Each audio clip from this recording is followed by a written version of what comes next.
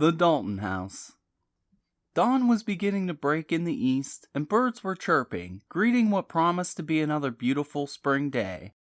As Jesse and Eric pulled up to the house, they looked at each other, trying to give one another a reassuring look. Eric took Jesse's hand and gave it a squeeze. "You okay?" he asked, concerned, realizing how tough this confrontation was going to be on her. Jesse bit her lip and nodded a quick yes, then squeezed his hand in return, giving him a tight smile. "I'm okay, thanks. Let's just get it done." They got out of the car and headed toward the house. Eric was limping badly. His leg was bleeding again. The paramedics had urged a trip to the hospital, but Eric had shrugged them off. He was going to see Jesse through this. His leg could wait. He had let them clean and redress it, but it still hurt like hell. Cyrus was in the kitchen with Uncle Charlie when Jesse and Eric entered through the back door. Cyrus looked both relieved and angry. "Girl, where you been? We've been worried sick." In the same breath, he gave Eric a withering stare, saying, "Boy, I'll deal with you in a minute. Keeping this child out till all hours." He held his arms out, and Jessie went to him, hugging him fiercely. "Oh, Granddaddy, I'm so sorry, I should have called." She slapped him playfully and told him, "Now don't you go blaming Eric. He had no say-so as to what time I came home. I am an adult, you know. Besides, we were busy." She chided him. "I'll bet you were." Uncle Charlie snickered, gaining a disappointing glare from everyone in the room. Jesse ignored him and continued on without missing a beat. "Besides, y'all should be proud of us." She beamed. "Y'all didn't elope, did you now?" Cyrus said, steadying himself for the bad news. "No, silly," she said, playfully slapping Cyrus again. "At least not yet," she added teasingly, enjoying both Eric's and Cyrus's look of shock. "But we did find Mosby's gold," she added, proudly playing her part to the hilt. Uncle Charlie laughed. "For a minute there, child, it almost sounded like you said you found Mosby's gold." "That's what I said, Uncle Charlie. Eric and I found it," she said, this time her voice dropping a tone and sounding dead serious. "Y'all shouldn't joke about a thing like that," Charlie said, trying to laugh. "I don't think she's joking, Charlie," Cyrus said, looking intently at his granddaughter and believing her serious expression. "Show them, Eric," Jessie said matter-of-factly. Eric took the folded burlap sack from beneath his coat and set it on the counter with a heavy thud. He carefully unwrapped the contents as Cyrus and Charlie moved closer. "Holy Mother of God!" Cyrus exclaimed, dropping a plate of donuts he'd been taking to the table. It hit the floor with a crash, splintering into 100 pieces. Charlie looked thunderstruck, just standing there staring. "Bobby, Elizabeth!" Cyrus hollered at the top of his lungs. "Bobby, Elizabeth! Come down here quick! Bobby, Elizabeth!" Cyrus yelled until he heard his wife and son stirring upstairs. "Come down here, you two! Hurry up!" Bobby came in with his hair tousled, irritably sneering. "How do you expect anyone to sleep? What's so important it can't wait till a decent hour?" Then, spying Eric and Jesse, "Oh, the prodigal daughter, or should I say granddaughter, returns. Out learning about the birds and the bees, are we?" he said, arching his eyebrow mockingly. "Hold your tongue, Robert," Cyrus said sternly. "Jesse and Eric here found Mosby's gold." "You woke me up out of a sound sleep to suck me into this shit? Who put you up to it? Old Uncle Charlie here?" He sneered at Charlie, mocking him. Charlie turned red with rage. "No, we really did, Uncle Bobby." "Listen, kid, I wasn't born yesterday. I believed it once and proved it wrong. I heard some rumors that made me think, well, maybe, lately, but you're not going to pull that on me." "Bobby, stop being a horse's ass," Cyrus snapped. "And look here." Bobby rolled his eyes and moved to the counter as Cyrus moved away from where he'd been blocking the view of the gold bullion. "What's this? A gold-painted brick?" he said sarcastically, his expression changing when he tried to pick it up. "My God, what is this? Lead?" "It's gold, Uncle Bobby. As if you didn't know." Jessie spat with venom in her voice. "Is this real gold?" Bobby asked, completely dumbfounded.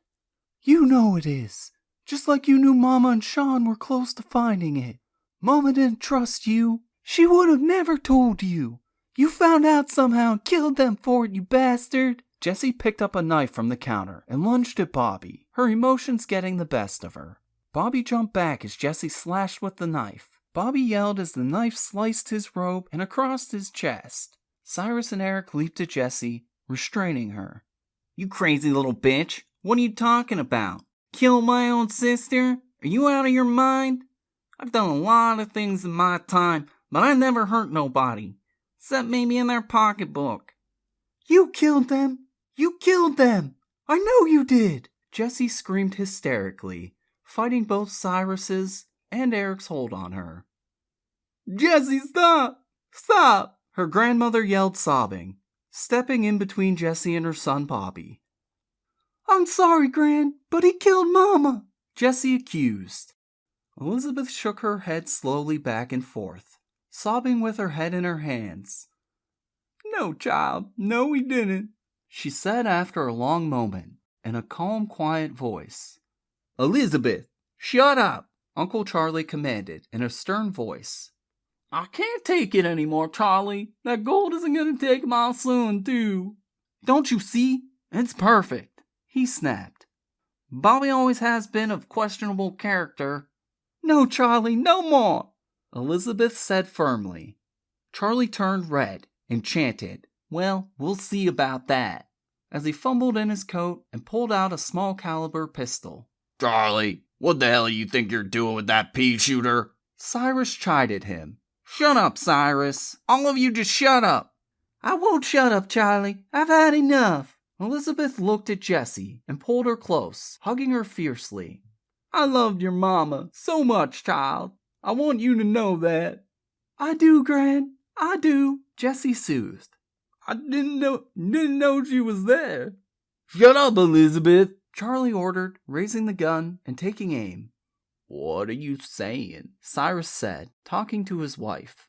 Elizabeth looked at him, her face streaked with tears. Nobody was supposed to get hurt.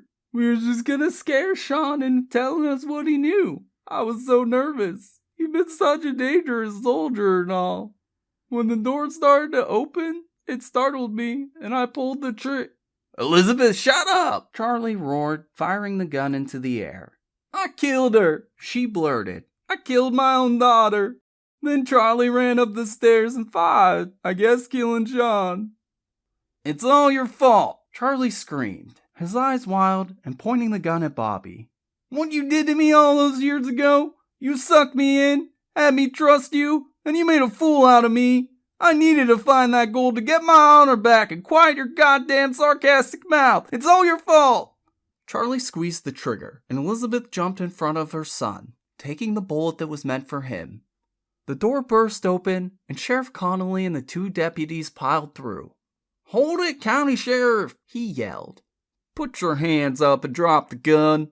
Charlie turned toward the officer, rage still filling his eyes as he brought his gun to bear. All three officers fired at once, and Charlie crumpled, dead before he hit the floor. During the exchange, Eric had pushed Jessie down, Cyrus had dived after Elizabeth, and Bobby huddled in the corner by the counter. Eric got painfully to his feet and helped Jessie up, who immediately went to her grandmother's side. The sheriff came over to Eric, and they surveyed the grisly scene. I sent for paramedics, he began. We came as fast as we could. I'm sorry. I didn't think it would get out of hand so quick. We got it all on tape, though. That wire worked like a charm. It didn't turn out like I figured at all, Eric observed, feeling obscenely out of place watching Cyrus and Jessie hovering over Elizabeth. Who'd have figured an old man and an old woman took out a Navy SEAL? I'd never guessed that in a million years. The sheriff nodded his agreement. It's funny how luck falls sometimes, he observed evenly. The next day. I still say y'all out of your minds. Samuel's deep baritone droned as he and Jessie stood back watching the action before them. Just humor me, Eric said. Are you sure this is where the old well was? I'm sure. Filled the darn thing myself, me and my daddy, Samuel answered, sounding wounded because his word was being questioned. but I know the gold was in that cave, and there've been no digging here recently, so your brother couldn't have hid it down there. It just doesn't make sense." Eric started to argue, but Wilton cut him off. This just to let him ramble on. "We aren't never getting this digging done," Wilton explained, filling a bucket full of dirt, which Cece hauled to the surface by a rope. "Is there any way to get him to shut up?" Eric asked good-naturedly. "You just better be right is all, white boy, else he won't never let you live it down. And if you're right, that'll shut him up quick enough." They both laughed.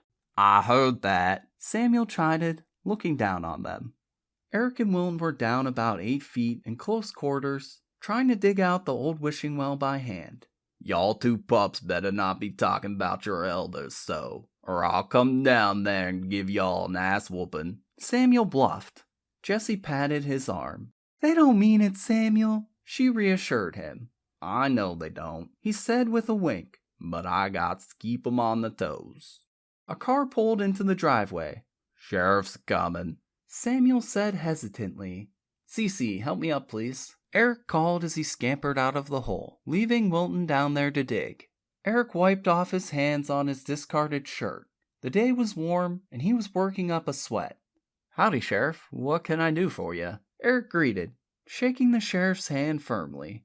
"Y'all still hunting buried treasure?" The sheriff snickered mockingly. "Nah, Sheriff. We just digging out this old well for exercise." "Wild goose chase," the sheriff said, shaking his head. Then he looked at Jessie. "Glad to hear your grandma's gonna make it." "Yes," she sighed sadly. "Granddaddy hasn't left her side either, even with her carrying on with Charlie all these years behind his back and going along with this scheme that got Mama killed. That's how Charlie got her to go along with him. Threatened to tell Granddaddy about the affair." She shrugged. "Granddaddy and Charlie were rivals for her anyway.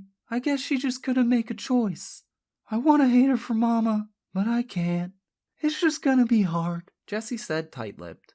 "Well, the sheriff said embarrassed. I don't envy you, that's for sure. On the bright side, honey, it seems to have done your Uncle Bobby a lot of good. He was so scared he was gonna get nailed. He's been talking his full head off for a week about every petty little scam he was ever part of." The sheriff shrugged and continued, "May even get off on probation because he seems like such a changed man. Oh, Samuel," the sheriff said, changing the subject. "I want to be the first to tell you that mess with your property has been cleared up. Thanks to the help of Miss Deacon here. The information she helped find in Myra's personal papers and diaries, and the urging of certain county officials, namely me, the auction's been canceled, and the records reconstructed," the sheriff said with a big grin. "Well, thank you, Sheriff. That's real good to hear. Hey, Wilton, you hear that? Cece, tell the sheriff thank you." "No thanks necessary," the sheriff said, holding up his hand. "It's me that owes you. Wilton, I want to say thank you again," the sheriff said in a sincere tone. "Aw, shucks, Sheriff. It wasn't nothing," Wilton said, hamming it up. They all laughed together. The sheriff turned to Eric. "Well, son, you think you're going to be staying on here?" Eric looked at Jessie and smiled. She smiled back, her eyes dancing. "I don't know, Sheriff. We'll see. Jessie and I are going to take the summer and drift down the intercoastal way on the houseboat, then ride here and there, then drift south some more. Wilton's going with us. He's going to take the boat. Jessie and I will meet up with him every day or so." Eric smiled. "Y'all taking that big old Harley Davidson parked over yonder?" He nodded at the motorcycle Eric had been dreaming about for what seemed like eons. "You get that up in Winchester?" the sheriff asked. "Yep," Eric nodded. "Mighty nice, mighty nice," the sheriff said, nodding his approval. "Well, I gotta be moving on. Y'all take care. Oh, and Mr. Murphy, if you decide to stay around, try keeping things, more mundane if you would. I try to keep a nice, peaceful county," he said with a grin. They watched him go. As he drove off, Wilton called up the hole. "He gone yet?" "Yeah, why?" Eric asked. Wilton looked up with a big grin on his face. "'Cause looky what I found." Norfolk, Virginia. 1 month later. The day was warm and sunny. One of the first really nice summer days before the heat becomes oppressive. The air was tangy with the taste of salt and sea, as the gulls turned in circles in the air cawing, and diving for bits of this and that. Eric read a checklist from a clipboard in his hand as Wilton checked and confirmed their supplies. "Ahoy the boat!" a voice called from the pier. Eric looked up to see Detective Boone standing there, with a wry grin on his face. "Well, I'll be damned," Eric said, grinning broadly. "Detective Boone, don't just stand there, come aboard." Eric turned and called inside. "Jesse, come look at what floated in on the tide, and bring some beers, would ya?" Eric turned back and shook Boone's hand as he stepped aboard. "You're looking good, Eric. How's the leg?" Eric grinned, ignoring the ache he still felt in his thigh. "It's fine," he answered. "A little stiff sometimes, but you know, how's the jaw?" Boone rubbed his jaw and turned it toward Eric, showing where the steel handcuff had sliced through his cheek. "Plastic surgery turned out pretty good. Hardly any scars, see?" Jessie appeared carrying 4 ice-cold bottles of beer. "Detective Boone, hi," she said, her smile beaming as she handed the beers around. "You are looking good," she added, checking out his cheek. "Not as good as you are, Jessie, I must say," he said, sipping his beer. "Wilton, I don't think you and the detective have ever formally met. Wilton Calhoun, this is Detective Roy Boone. Hey, I didn't get a chance to thank you for bailing us out." "I didn't save anybody. All I did was almost get more people killed. It was your friend Wilton here who saved our asses. Him and the Fauquier County sharpshooters. Whoever they were," he said, giving Eric a long look. Eric looked around uncomfortably for a minute. "Well, they were efficient, weren't they?" was all Eric could manage. "Not to change the subject," Eric said, doing exactly that. "I always wanted to ask you something." "Shoot," Boone said pleasantly as he sipped his beer. "Back when we first talked, remember?" "Of course," Boone answered. "You said something about Jack having been found on my brother's boat. You remember that?" Eric asked, leading him along. "Yeah, sure, I remember." "You also mentioned you thought he'd been dead for several days, if I remember right?" Boone just nodded his agreement. "Well, this place was tore up, but not like you first described it. Shouldn't there have been a chalk outline on the floor? A bad smell or something?" Eric asked. Boone smiled, wincing slightly. "Oh, it still hurts when I laugh. Yeah, it happened on your brother's boat. Just not on this boat. It happened on your brother's other boat. You know, that big old sailboat over there in the dry dock, or whatever the hell they call it," he explained. "Oh," Eric paused, caught off guard. "I hadn't even thought of that. I haven't been over there to check it out yet. Been setting things up and getting ready for our summer excursion. You know how it goes." Eric beamed. "Wish I did," Boone said, slugging his beer. "But I've never had the advantages of the idle rich like you do," he teased. "Well, I gotta be going. Just wanted to stop and say hey. And I'm glad you kids made it through okay. Good luck." He shook hands all the way around and turned to leave. "Oh, did you ever find any of that gold your brother hid?" he asked conversationally. "Unfortunately, no," Eric answered evenly as Boone was walking away. "Liar," Jessie said to him, kissing his ear as they watched Boone leave. "What do you mean? Those 24 bars we found in the well weren't what Sean and your mom found." "Eric, it was 30 bars. That was so nice of you to split it with Samuel and Cece. You should have insisted they take a bigger cut." "Yeah, I know," Eric agreed. Wilton cut in. "But Samuel said we was only taking 6. And what Samuel says goes in our family. I tried not listening to him when I was a youngin', and all it got me was trouble. More than that, he said, was greedy. It's enough to take care of Daddy, me, and put Cece through college. So we'll just leave it there. Thank you." Wilton smiled, liking the way his new friends looked together. "What are you smiling at, Wilton?" said Eric, noticing his friend staring at him with a big grin on his face. "I was just thinking what a lucky white boy you is." They both laughed.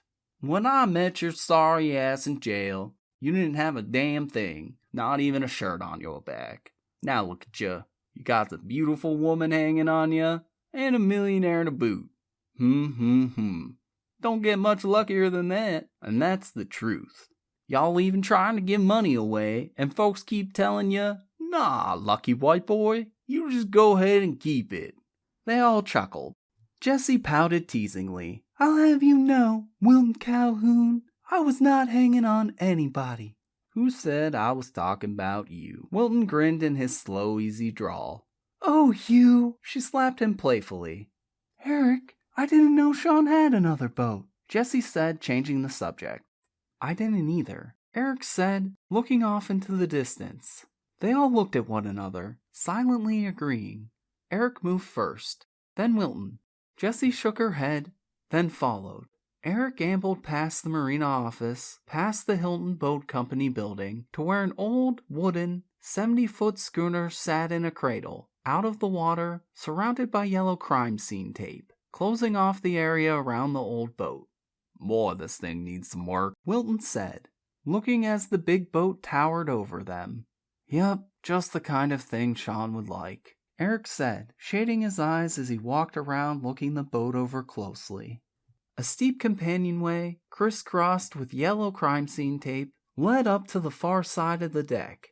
Eric stopped at the stern, looking up at the name freshly painted on the transom, Davy Jones' Locker. It said in bold scripted letters. Well, I'll be damned, Eric whispered, lost in thought.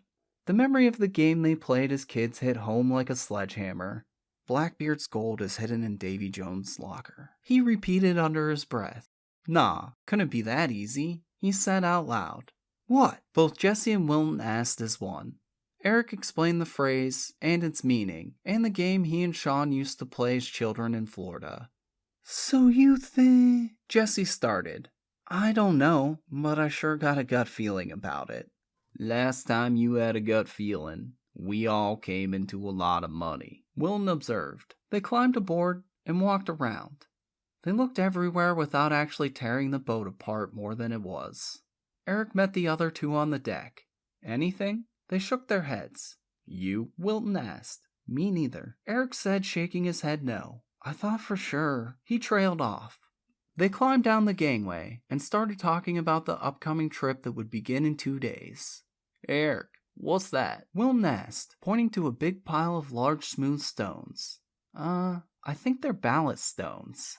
They go in the bottom of the boat, down along the keel to balance it out, you know, so it doesn't roll over, gives it stability. Oh, Wilton answered, satisfied. Excuse me. They all turned around to see a short, stocky man with curly, receding hair and a full, bushy beard coming toward them. Can we help you? Jesse asked in a friendly tone. Yes, I'm looking for Eric Murphy. Do any of you know him? I understand he recently inherited this fine old vessel, and I want to make him an offer. Excuse me, I'm Eric Murphy, he admitted. How do you do? I'm Timothy Ackerman, and I represent the first chapter Sailors of the Saviors. We're trying to find a large old sailing vessel we can restore and use to take underprivileged Christian children to sea for a sea-long fellowship, so to speak. And this boat would be perfect for what we need. So I'd like to make you an offer. That is, if you're interested in selling her. Well, I guess that would depend on the offer. But Eric, Jesse tried to cut in, but Eric held up his hand, quieting her. A ship like that might be worth its weight in gold, Wilton joked. Yes, I'm inclined to agree. We're willing to offer you $100,000, Timothy answered. Wilton smiled, holding back his laughter. Lucky white boy, he mouthed to Eric. Well, I'll tell you what, Mr. Ackerman. You got a deal, except for one thing. I'm leaving town day after tomorrow for some time. If we do anything, it'd have to be quickly. I'll tell you what. You know that big houseboat near the bridge? First one on the right there, near the parking lot? Timothy indicated he did. Bring the funds and a notary to sign the paperwork before we leave, and it's yours. Otherwise, find me when I get back in September. Well, I should be back here before 5 o'clock today, if that would be all right, Ackerman asked, his eyes showing excitement. That would be fine, Eric agreed. They shook on it, and Eric, Jesse, and Wilton watched Ackerman leave. When he was gone, Wilton glanced back at the boat.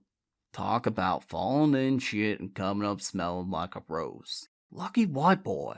Not 30 minutes after you find out you got another big old boat, somebody shows up wanting to give you more money. Damn, he smiled, shaking his head.